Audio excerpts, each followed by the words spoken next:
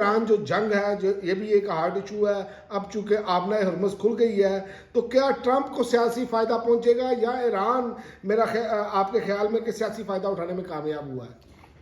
देखिए, जहाँ तक ईरान का तल्लक है, ईरान ने अपना जो लोहा मनवाना था दुनिया के सामने, उसने अपने आप को मनवा लिया।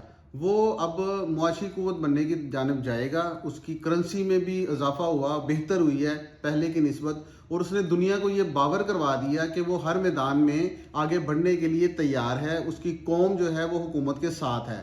लेकिन जहाँ तक ट्रंप का मामला है, उसने अपने सियासी फ़ायदा लेने की बजाय उसको अब सियासी नुकसान का अंदेशा जो है ना वो बढ़ता जा रहा है, क्योंकि अमरीकी अवाम जो हैं वो हर चीज़ को देखते हैं और वो बैलेट पेपर के ज़रिए उसका इजहार कर देते हैं। ट्रंप ने जितने भी इकदाम किए वो उसके सियासी जो इंतखाबी नारे थे उनसे हटकर थे। इमिग्रेशन के मामले में पहले उसने लोगों को मायूस किया, और उसके बाद जो अमन के लिए जो नोबल इनाम की डिमांड करता था, अब वो उसी जंग में खुद कूद गया। जंगें ख़त्म करवाने की बात करने वाला खुद जंगें लड़ रहा है, और उसने सिर्फ ना खुद अमेरिका का बल्कि पूरी दुनिया की मईशत का नुकसान किया। पेट्रोल की कीमतें बढ़ाई, मुआशी तौर पर लोग बदहाली का शिकार, करोड़ों अफराद जो है ना इस वक्त मुआशी बदहाली का शिकार हो चुके हैं। और जो अमेरिकी अवाम है वो इस बात को ऑब्जर्व करती है, वो देखती है, और उसका वो रिजल्ट जो है ट्रंप के लिए वो कुछ अच्छा नज़र नहीं आ रहा।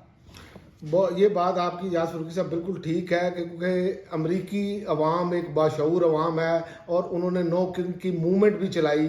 और आपने ये देखा होगा पिछले दिनों में ये एक करारदाद आई, जो एक वोट से सिर्फ जो है वो ट्रंप बचे हैं, वरना ट्रंप से इख्तियारात भी छीन लिए जाने थे। आप इस पर क्या कहते हैं? अच्छा, ये जहाँ तक ये ठीक है। एक और मामला जो दो करारदादें आई हैं जो ट्रंप की पार्टी ने रिपब्लिकन ने सेनेट के अंदर पेश की।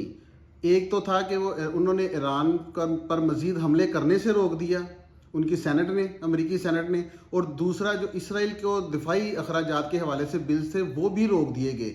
ट्रंप की अक्सरियत होने के बावजूद उनको ये नाकामी का सामना करना पड़ा है। अब ये देख ले कि जो अरकान पार्लियामेंट हैं, जो सेनेट के अरकान हैं, कांग्रेसमैन हैं, वो इस बात को नहीं चाहते कि जंग हो और इसराइल या अमेरिका ईरान पर या किसी मुल्क पर हमलावर हो। तो आगे आने वाले इलेक्शन में अवाम कैसे चाहेंगे कि हम उसी शख्स को मुंतखब करें या उसका साथ दें जो ये जंग मुसल्लत कर रहे हैं।